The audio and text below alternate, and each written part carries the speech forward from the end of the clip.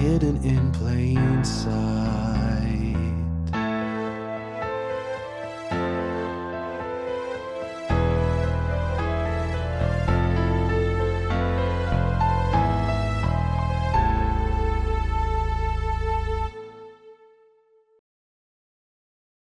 You're watching episode 5 of season 4 of Hidden in Plain Sight, the series that dares to ask, what if Christopher Marlowe did not die in Deptford in 1593? I'm Dr. Julian, your host for the series, and joining me is my regular co-host, Carol Paxton. Hello again, Julian. As you know, Carol, in this season, we are co-presenting the pre-recorded conversation between Professor Joseph Khoury and our friend, Dr. Peter Hodges, the author of Marlowe's Complaint. Dr. Khoury is the chair of the Department of English at St. Francis Xavier University at Antigonish, Nova Scotia. Together, they are aiming to see if they can identify the infamous rival poet by delving into sonnets 78 to 86 in the collection titled Shakespeare's Sonnets. Meanwhile, we provide commentary on their conversation. Now, in our last episode, Peter added a lot of evidence indicating 3 things. 1, that George Chapman was the rival poet. 2, Hero and Leander was the poem at the heart of the controversy. And 3, that the other poet accusing Chapman of appropriating that poem was Christopher Marlowe. This is nothing new to longtime Hips fans, since Peter and I covered this extensively in season 1. Yet, despite all of that, Professor Khoury appears to remain unconvinced. What do you make of that, Carol? Well, perhaps we shouldn't really expect him to be convinced. He's, after all, presenting the skeptic's response to Peter's investigation. He's speaking from an orthodox academic Stratfordian position, and he does raise some valid questions. After all, people don't believe that William of Stratford wrote the sonnets for no reason whatsoever. And although I think Peter has answered a lot of Professor Khoury's objections, I don't really think he's ever going to convince him. Possibly he can convince him that Chapman was the rival poet, but I think asking him to accept that Marlowe wrote the sonnets is a step too far. Well, you know, that sounds like a cue to begin the next episode. So let's see what happens. So we've come now to the point where we're at a sort of teetering on, can we really trust this idea that it's Christopher Marlowe, or is it somebody posing as Christopher Marlowe and is writing this whole thing as if he were Christopher Marlowe from the point of view and making the case in order to, I'm not sure what, but as a piece of poetry, heaven only knows what these guys, decide to do, right? You're smiling. Smiling because of course, the idea of poetry as metaphor or not metaphor, the discussion we had last time. That's why I went back to that moment when we had that back and forth about certain lines, whether metaphorical or actual, So I was reminiscing. Well, I think you're going to find that part of the conversation interesting, because I want to throw something at you that it does step outside of the sonnets, just the same way that identifying the poems written by George Chapman steps outside of the sonnets. In other words, the sonnets refer to it. Okay.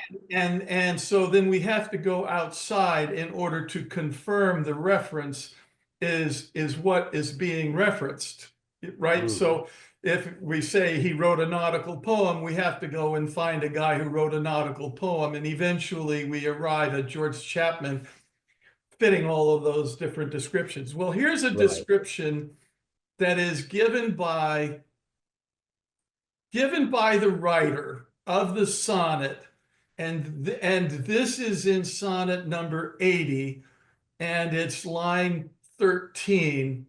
And maybe I'll just quote the ending of that. If he thrive and I be cast away, this line 13, now line 14, the worst was this, my love was my decay. Now that's a pretty simple, straightforward statement. And I wouldn't normally look upon that as being an indicator of much of anything other than you're saying, you know, if you, my patron, are going to turn toward the rival, then my love for you has been what has injured me. Right. That seems to be the meaning of that. But there's something very interesting about that particular phrasing and that particular sort of reversal, love being turned into decay, that I think has a much larger meaning. And the place I go to find that is in that famous Cambridge portrait. You're Right. aware of that portrait, I know. Yeah. And that portrait, although it's called the putative Marlowe portrait, everybody who follows this, every Stratfordian, Shakespearean scholar, never mind are they Marlowe scholars in particular, they all look at that portrait and nobody questions its authenticity, except to say, well, you know, we don't finally have absolute evidence that this is Christopher Marlowe, but it clearly was painted in the period. It's dated. It has a statement on it that says that the sitter was 21 years old when the painting was dated in 1585, and Christopher Marlowe was 21 years old in 1585, and he's dressed very handsomely, and he got that kind of really super poetic author looking look about him. You know, you just look at this guy and you think, first of all, he's very smart, he's very handsome, and he's got a look in his eye that says, don't mess with me, I'm smarter than you are. It's got all of that going on. And that's a beautiful portrait, there's no question. It's a beautiful portrait. It's just a stunning portrait, which I think is part of the reason why it captures the imagination so much. You know, you look at that portrait and you go, if that's not Christopher Marlowe, I want it to be Christopher Marlowe, right? And of course, we know that it has a motto, a very mysterious motto, which is quod me nutrit me destruit in Latin, which translated means what nourishes me destroys me. Well, wait a minute. That really compares one-to-one with a statement like, the worst was this, my love was my decay. Doesn't that resonate? Doesn't that have such similarity to this, the particular line, the way in which something that is your love, your nourishment, turns out to be the thing that destroys you, the thing that decays? That certainly is very suspiciously similar. Now, I once was having a conversation with a friend about all of this, and I said, you know, this is a very rare statement to make. And the guy said, oh, it's just common. It's ordinary. There's nothing special about it. And, you know, I mean, that turned into a pretty lousy dinner. But actually, he does it again in the same sonnet sequence. In sonnet 83, he talks about, I impair not beauty being mute. This is now when he's talking about he's dead and he can't speak. I impair not beauty being mute when others would give life. and bring a tomb. So it's almost as if this is the way this particular writer thinks about things. He has a way of just taking, in particular when he's talking about himself, taking a good thing and finding the reverse in order to characterize the precariousness of life in general, or time and the elements. And he's always sort of looking at it from both sides, and he's always finding a way to invert what he's been given as a gift. So this is sort of the way in which this statement is repeated twice in this sequence of poems. And where would you derive it from? Where do you find an example of it in literature or anywhere else? Well, since we have all these other connections now that have led us to this moment where Christopher Marlowe is being picked out as a person possibly being the author of all of these sonnets, and now we find this same man, this same unnamed man, who seems to bear a great likeness to Christopher Marlowe, at least in the way in which he talks and the things he cares about. Suddenly he starts quoting a portrait that nobody else has ever seen, because as we all know, that portrait disappeared after Marlowe disappeared, and it was only rediscovered 400 years later in a trash bin while they were cleaning up Cambridge for its 400th anniversary. So for 400 until 1953, nobody knew that that portrait even existed. 370 years, but yeah, nobody knew about it. So it wasn't as if there was going to be another person who was possibly friends with Marlowe who had seen this portrait and knew this odd quote, and then turned it into something that he was going to transmute and put into these poems twice.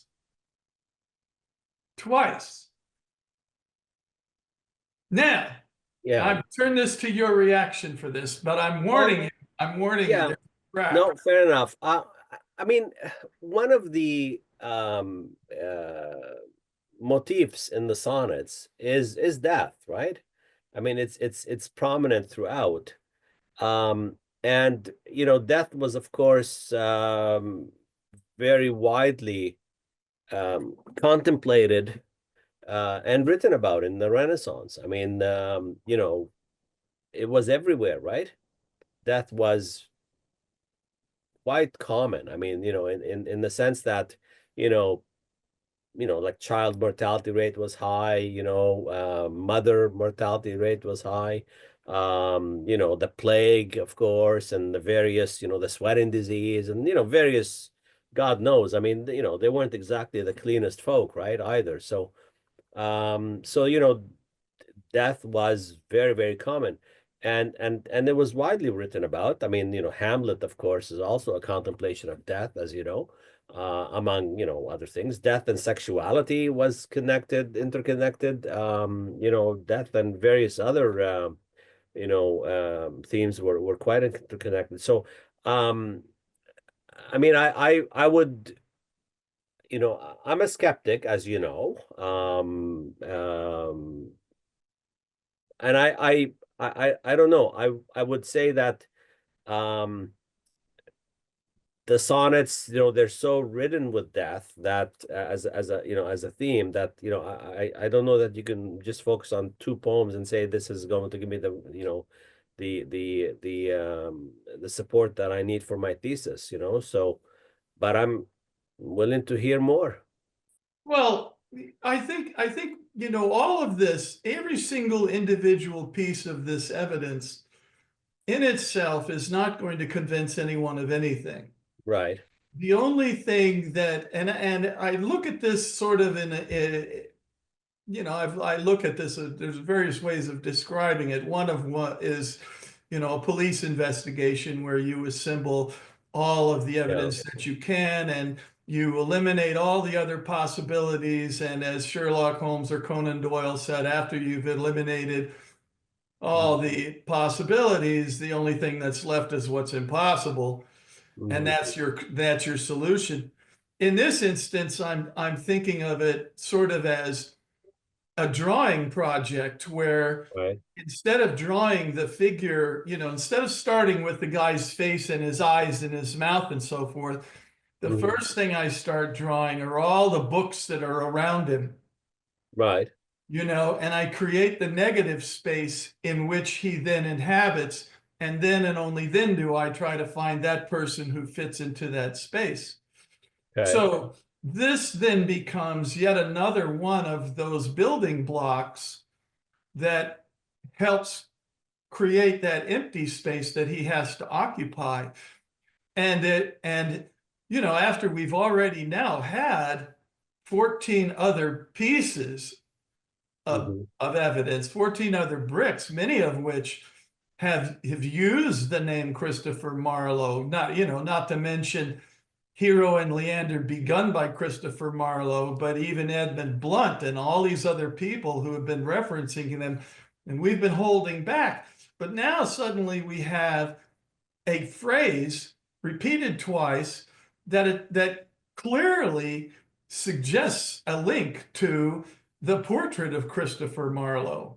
Right.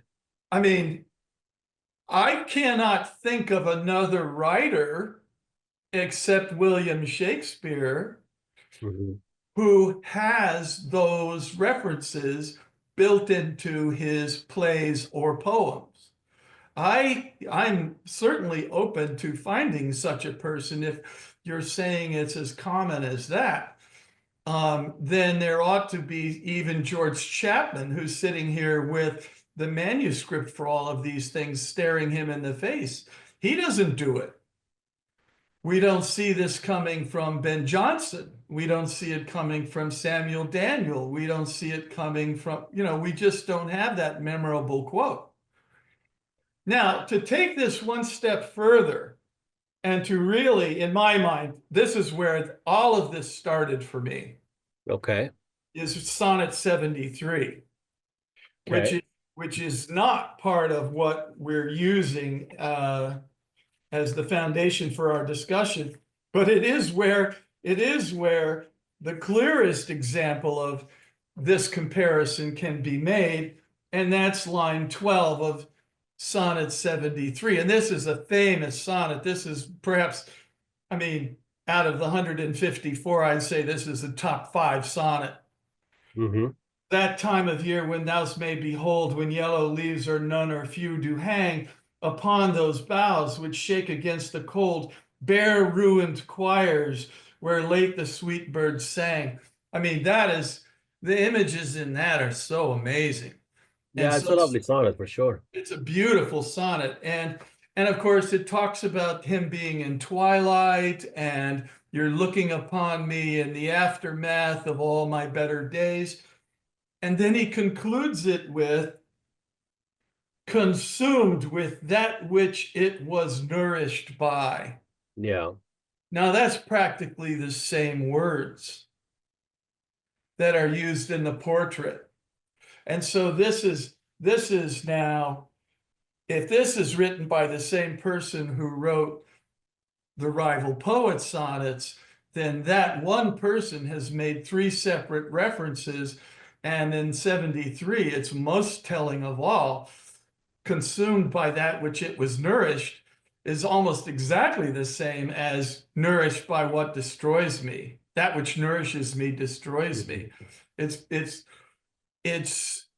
recalls it so powerfully. And then, of course, he turns around, this person credited with all of these, turns around and uses it. My love was my decay.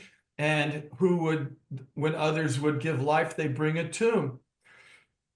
This is all very, very, very, very suggestive to me.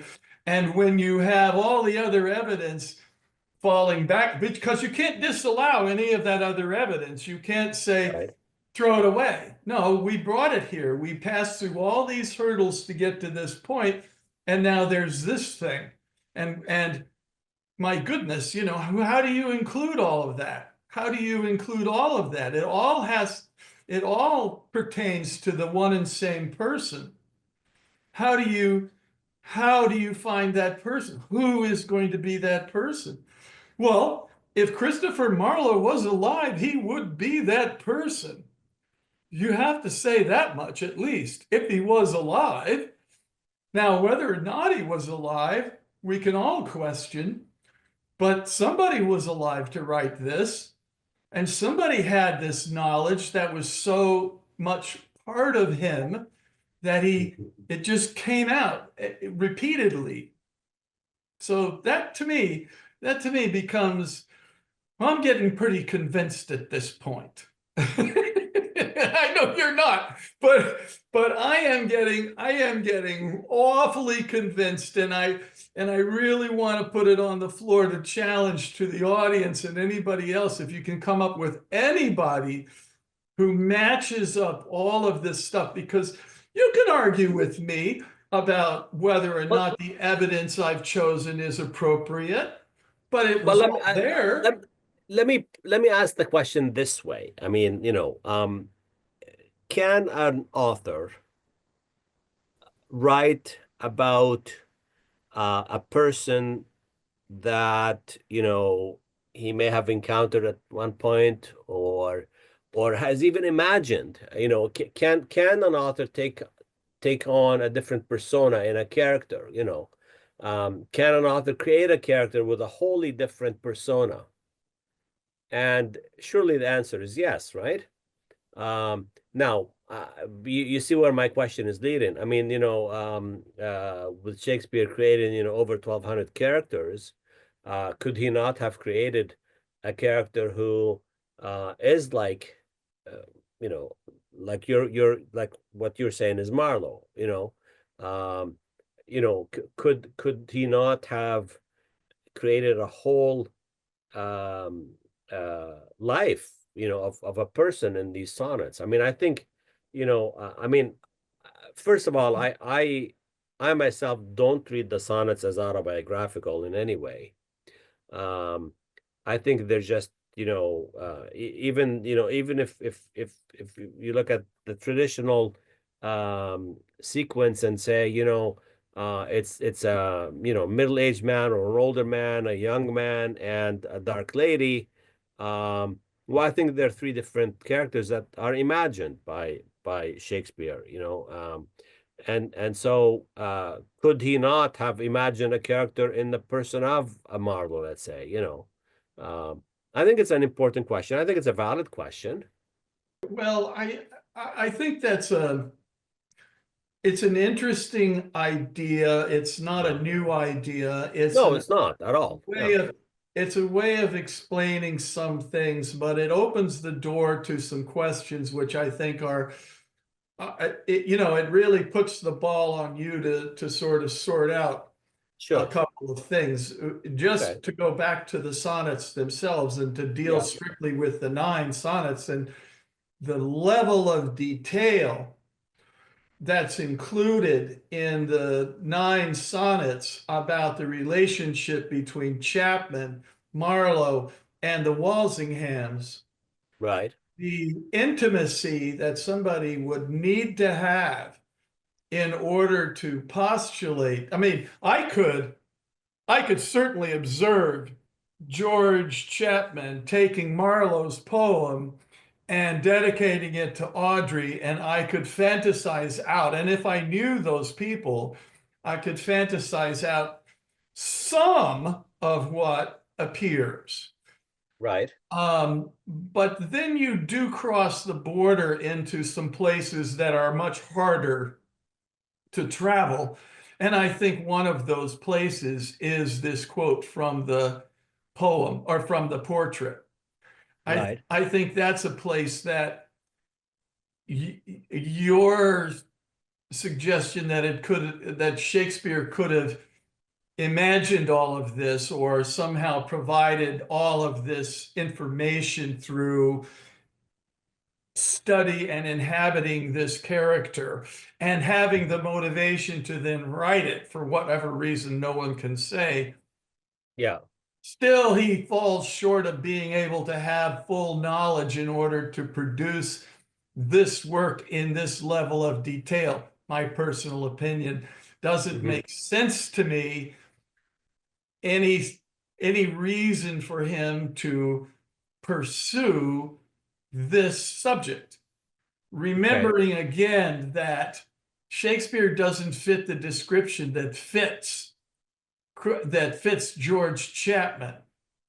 So in other words, Shakespeare, if he is the author of this thing, has to have written it in such a way that, one, he's not the rival, and he's not involved with any of the activities that go on between Chapman, Walsingham, and Marlowe, right? He's completely excluded from the story, but somehow is able to understand all the interior motivations of all of these four people, in addition to which, writing about it in such a way that I can confirm all the elements of the story on a timeline where real documents exist.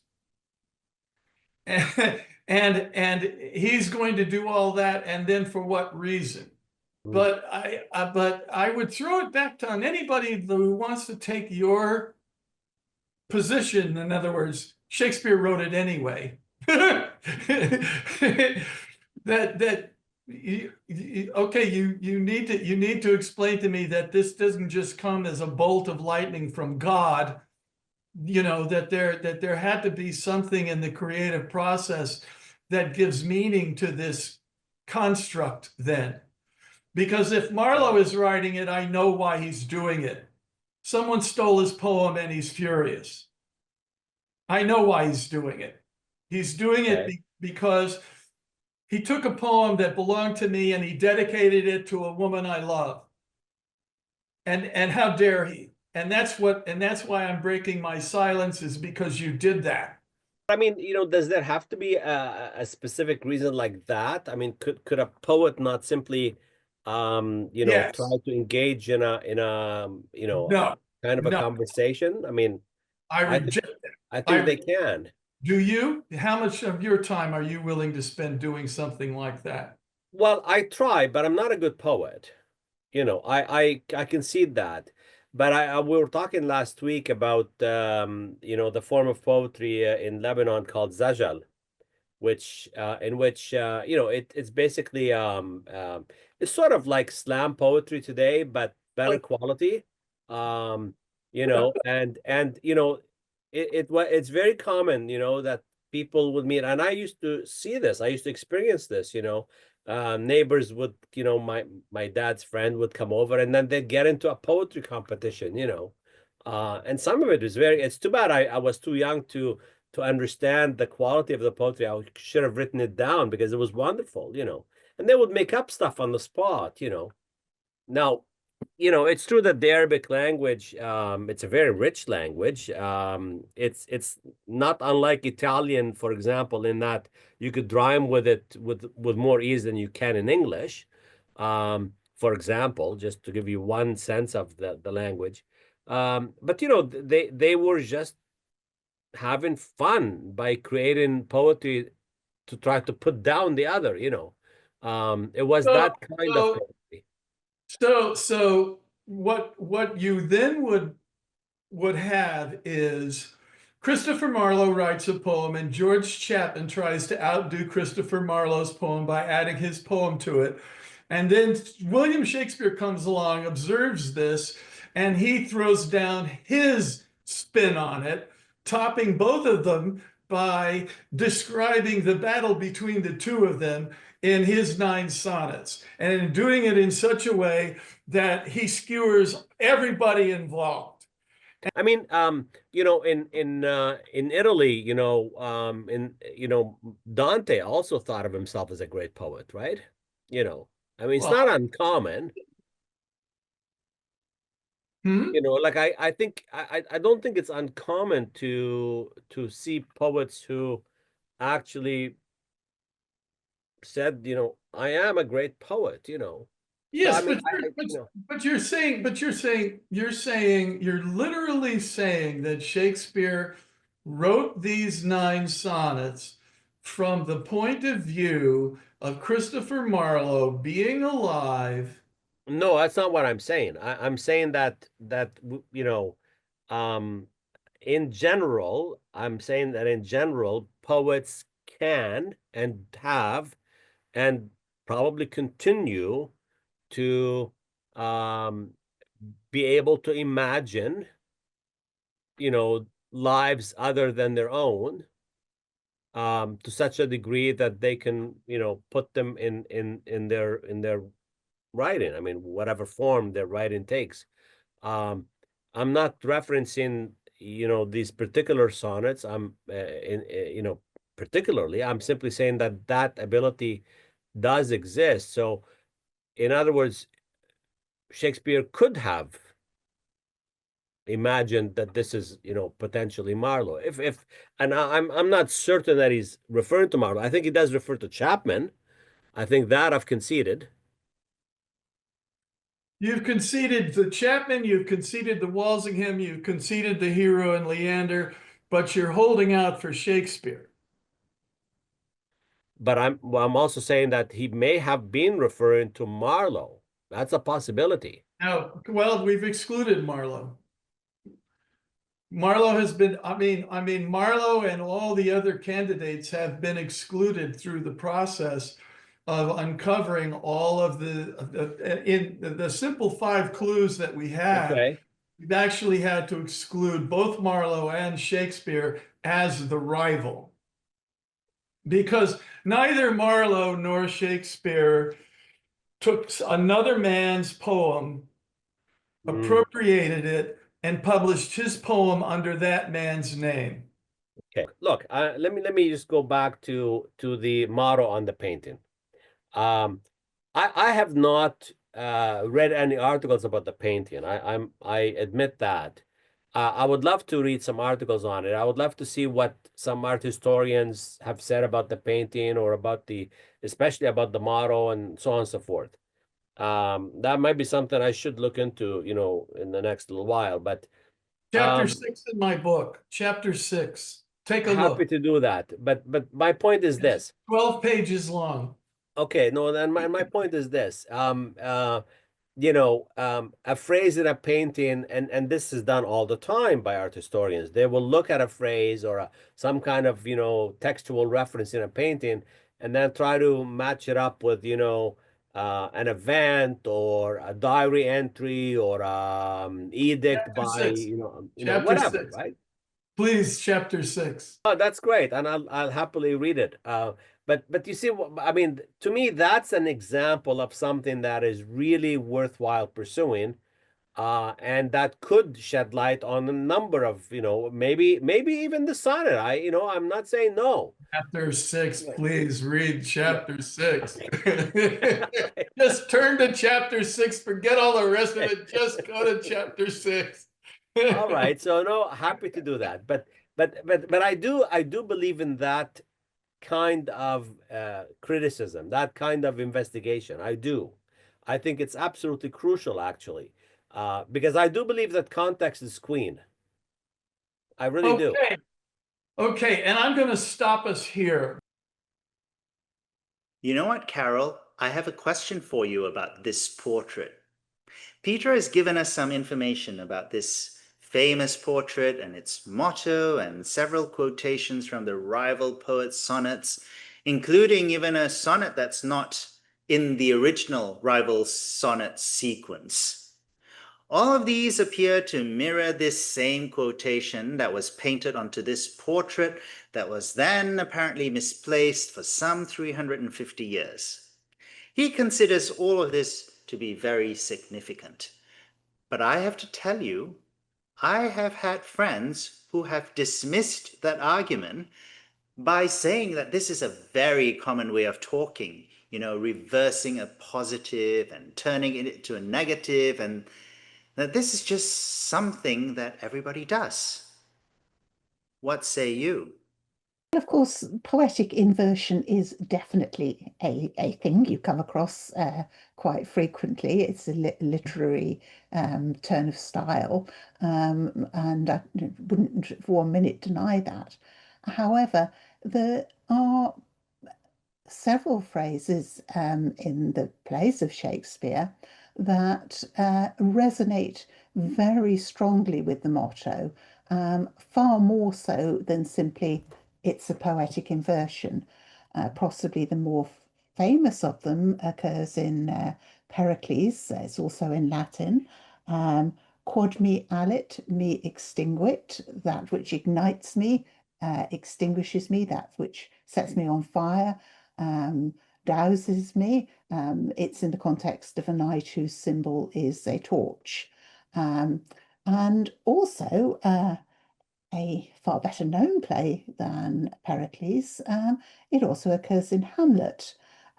Here we're following on from the very famous speech, "Oh, that this too solid, solid flesh would melt." And Hamlet goes on to say, must I remember why she would hang on him, as if increase of appetite had grown by what it fed upon. As if increase of appetite had grown by what it fed upon, which of course is an almost direct translation into English of the Latin on the corpus portrait.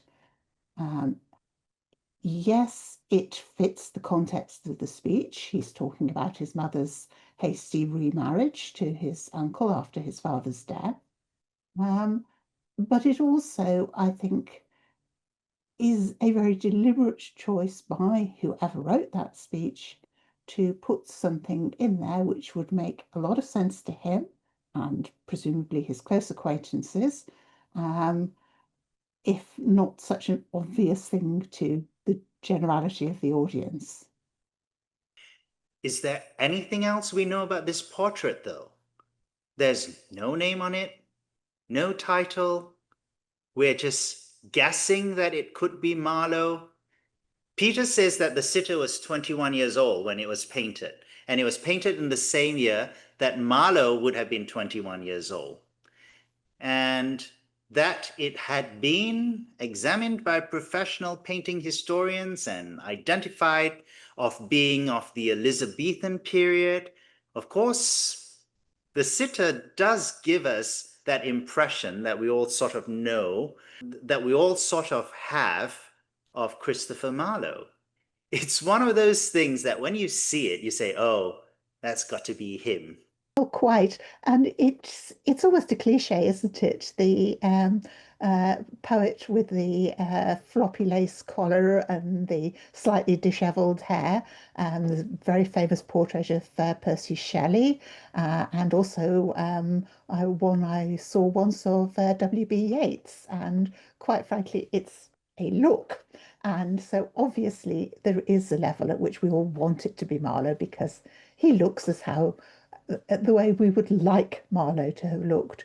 But that's not evidence of anything other than a 19th century romantic imagination. However, there is much more in the way of solid evidence for believing that Marlowe is very possibly the subject. The late Peter Hodges investigated in detail, and although people say, okay, 21, he was a student, there must have been lots of 21-year-olds. Well, actually, Corpus Christi was a very small college, and it turns out that in 1585, the student body, that is to say, those who were studying for their BA, everybody was under 21. All the fellows, although some of them were by modern standards very young, still in their late 20s, were over 21. And the only student who is recorded as being at Corpus Christi at that time who was 21 in 1585 is Christopher Marlowe. There is no one else. So if the portrait was of a student of Corpus who was 21 in 1585, then it is a portrait of Christopher Marlowe. There is no other candidate. I suppose you could argue that it ended up at Corpus by some roundabout route that somebody brought it with him to decorate his room and didn't really bother to take it with him when he went down from Cambridge. We don't know when it arrived in college. All we do know is that in 1953, very poetic bit inversion there, 1593 and 1953, that it was discovered in a builder's skip. However, if the association with corpus does go back to when it was painted, then it really can only be Christopher Marlowe. That isn't another possibility. And I'd just like to mention very briefly here, a very throwaway line. In the famous Parnassus plays, one of the student characters has the line, "Sweet Mr. Shakespeare, I'll keep his portrait on my wall in the court."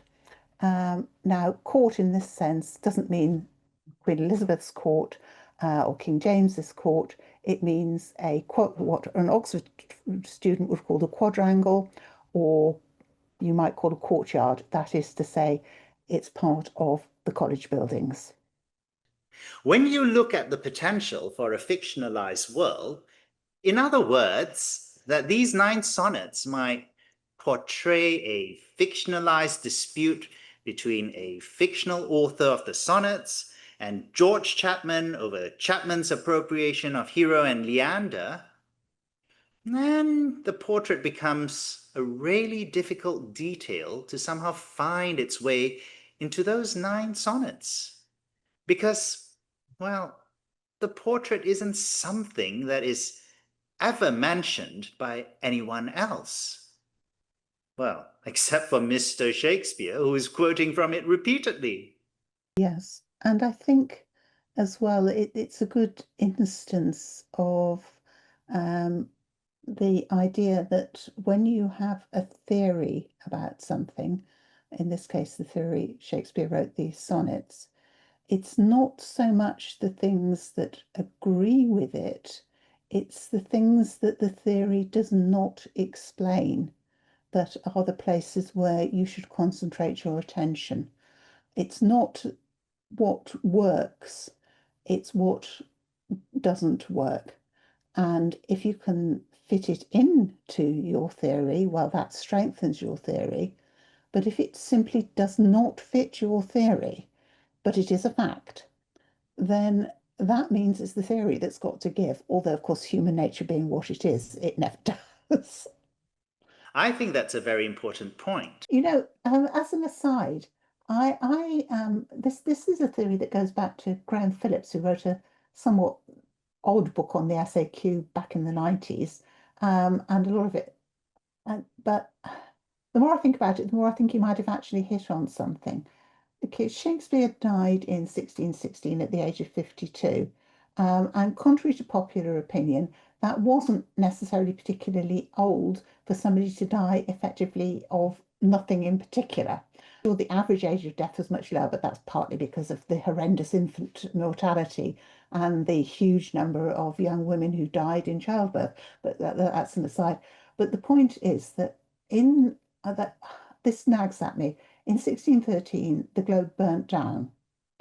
After that, Shakespeare just basically vanishes from London. Graham Phillips suggested, and I think he might be onto something, that Shakespeare was either injured, physically injured, and/or was damaged his lungs severely, smoke inhalation, trying to rescue stuff from the fire, and that his death in 1616 was a belated result of those injuries. And, you know, why do we have this sort of apparent end date around 1612, 1613? And then there's these 3 years. Well, yes, he could have just simply been rotting away, but also I can just see him diving back into the burning theatre to try and rescue the cash pot. If that isn't an image to end this episode with, I don't know what is. Listen, Peter has promised to deliver one final piece of evidence in our next episode, which I guess will be kind of a climax. so I certainly won't want to miss that.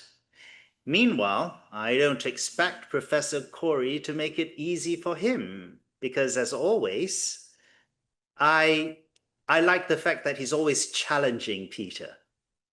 In fact, I want to again thank him for his careful skepticism and insight, and I'm certain that many in our audience would agree with much of what he says. Finally, I want to encourage all of you listeners on all sides of this discussion to let us know what you think.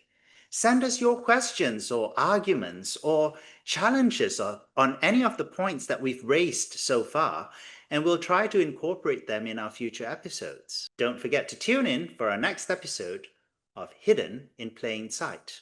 Hidden in